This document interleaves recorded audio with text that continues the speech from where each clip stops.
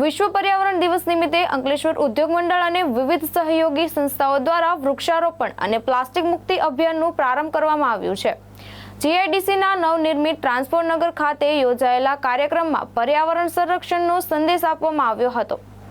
વિશ્વ પર્યાવરણ દિવસની ઉજવણીના ભાગરૂપે અંકલેશ્વર ઉદ્યોગ મંડળ, જીઆઈડીસી અને ગુજરાત પ્રદૂષણ નિયંત્રણ બોર્ડના સંયુક્ત ઉપક્રમે જીઆઈડીસીના નવનિર્મિત ટ્રાન્સપોર્ટ નગર ખાતે વૃક્ષારોપણ કાર્યક્રમ યોજાયો હતો।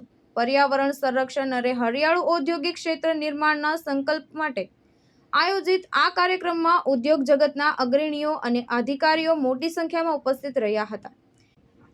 કાર્યક્રમમાં મહાનુભાવો હાજર રહ્યા હતા। ઉપસ્થિત આગેવાનોએ વૃક્ષારોપણ કરી પર્યાવરણ જાળવણી અને હરિયાળી વધારવા માટે સૌને આગળ આવવા અપીલ કરી હતી। આ પ્રસંગે પ્લાસ્ટિક પ્રદૂષણ ઘટાડવા માટે મહત્વપૂર્ણ પહેલની પણ જાહેરાત કરવામાં આવી હતી।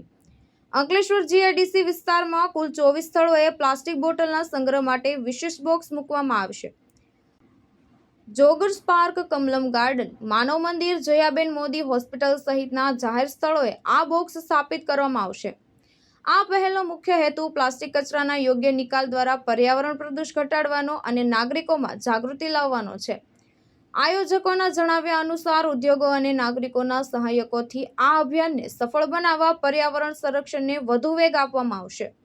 નમસ્તે। આજના 5મી જૂન વિશ્વ પર્યાવરણના દિવસે Ankleshwar industries association, GIDC notified અને જીપીસીપી દ્વારા એક ટ્રી પ્લાન્ટેશનનું આયોજન કરવામાં આવેલું છે ટ્રાન્સપોર્ટ નગર ખાતે, જેમાં જીપીસીપીના આરઓ અગ્રવાલ સાહેબ, નોટિફાઈડના ઓફિસર ચિંતનભાઈ, રિજનલ મેનેજર શ્રી વિકાસ સર ઉપસ્થિત હતા। સાથે સાથે દરેક મેનેજિંગ કમિટીના સભ્યો અને પત્રકારોની ઉપસ્થિતિમાં એક અહીંયા ટ્રી પ્લાન્ટેશનનું આયોજન કરવામાં આવેલું હતું। અને આપણા લોકલાડીલા માનનીય મુખ્યમંત્રી અને પ્રધાનમંત્રી શ્રી નરેન્દ્રભાઈ મોદીનું જે સ્વચ્છ ભારતનું અભિયાન છે, એના ભાગરૂપે આપણે જીઆઈડીસી વસાહત ખાતે એક પ્લાસ્ટિક વેસ્ટ બોટલના કેજ મૂકવામાં આવ્યા છે, જે Kamalam park, joggers park, COP7, Jayaben Modi hospital, Manav Mandir, એટલે લગભગ 24 જગ્યાએ આપણે આવા કેજ મૂકશું, જેથી કરી અને એક અવેરનેસ આવે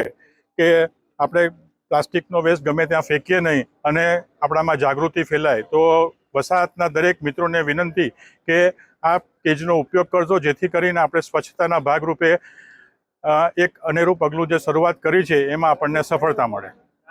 ધર્મેશ રાણા, દ્રષ્ટિકોણ ન્યૂઝ, અંકલેશ્વર, ભરૂચ।